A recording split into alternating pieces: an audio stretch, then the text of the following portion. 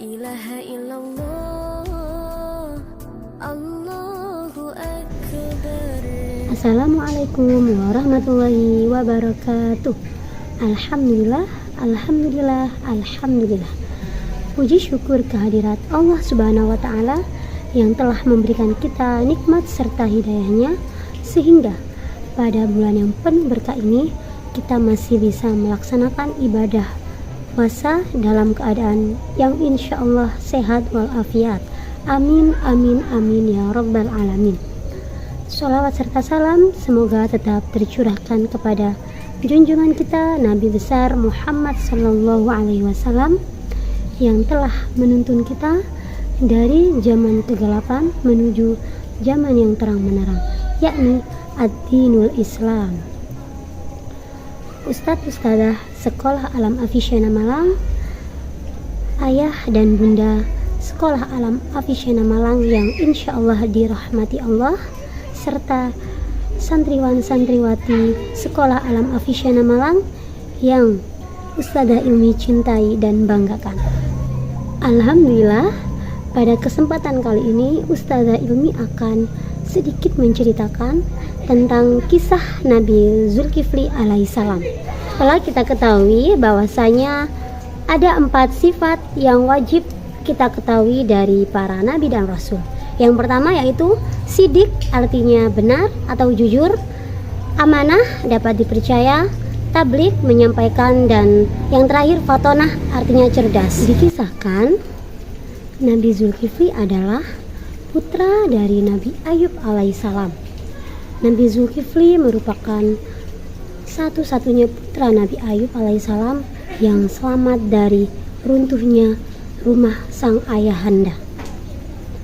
Sejak kecil, Nabi Zulkifli dikenal dengan kejujurannya, sikap yang amanah, dan yang tidak pernah berbohong kepada siapapun. Oleh karena itu, Nabi Zulkifli sangat disukai oleh penduduk sekitarnya, teman-temannya. Nabi Zulkifli akhirnya pada saat dewasa, beliau dijuluki dengan nama Zulkifli, yang artinya orang yang sanggup. Setiap petualangan Nabi Zulkifli banyak menceritakan kisah yang seru dan banyak menceritakan tentang kesabaran beliau, sikap amanah yang beliau miliki. Contohnya, ketika Nabi Zulkifli diberikan amanah oleh raja di negeri Rom, beliau diberikan harta yang banyak, kekayaan yang banyak. Nah, tetapi dari amanah yang diberikan oleh Raja Rom ini, Nabi Zulkifli menggunakannya dengan baik, yaitu dengan apa? Dengan kejujuran dan dengan memimpin rakyatnya dengan adil, jujur, dan tidak menghambur-hamburkan hartanya, tetapi hartanya tersebut untuk kepentingan rakyatnya. Selain itu, hartanya ini beliau gunakan untuk menolong rakyatnya yang sedang kesusahan dan lain sebagainya. Dikisahkan pada suatu hari ada seorang perempuan yang datang kepada Nabi Zulkifli. Beliau mengatakan kepada Nabi Zulkifli bahwasanya beliau sedang kelaparan, dan akhirnya Nabi Zulkifli memberikan hartanya sebanyak 60 dinar kepada seorang perempuan yang kelaparan tersebut, agar hartanya tersebut digunakan untuk membeli kebutuhan dari seorang perempuan tersebut. Selain dengan keamanan beliau, kejujuran beliau juga termasuk raja yang sabar terhadap apa yang menimpanya.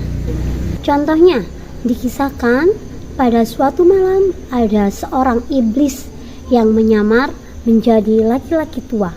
Iblis itu atau lelaki tua itu cerita kepada Nabi Zulkifli alaihissalam bahwasanya ada seseorang yang mengganggu lelaki tua itu.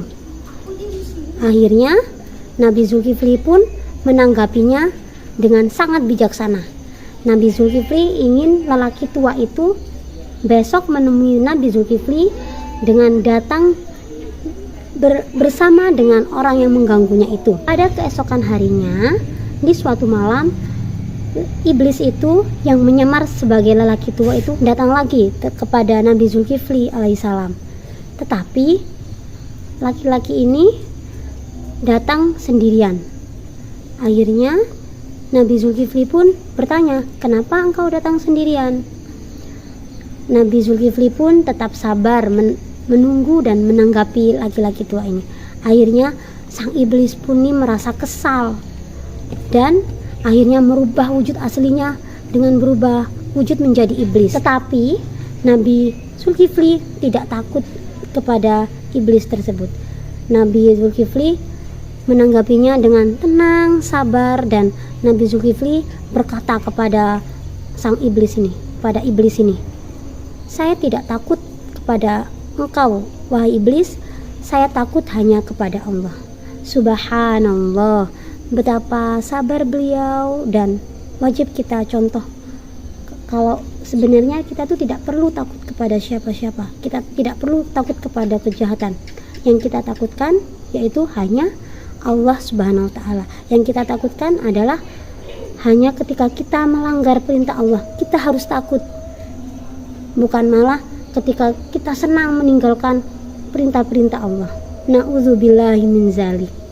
Dari cerita tersebut telah kita ketahui bahwasanya Nabi Zulkifli ini merupakan orang yang sangat sabar.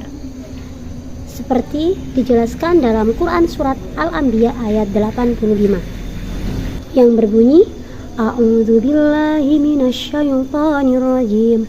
Bismillahirrahmanirrahim.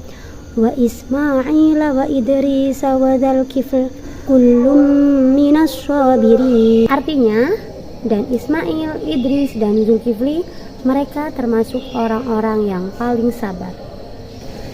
Cukup sekian yang dapat Ustazah Ilmi sampaikan. Semoga bermanfaat di dalam kehidupan sehari-hari.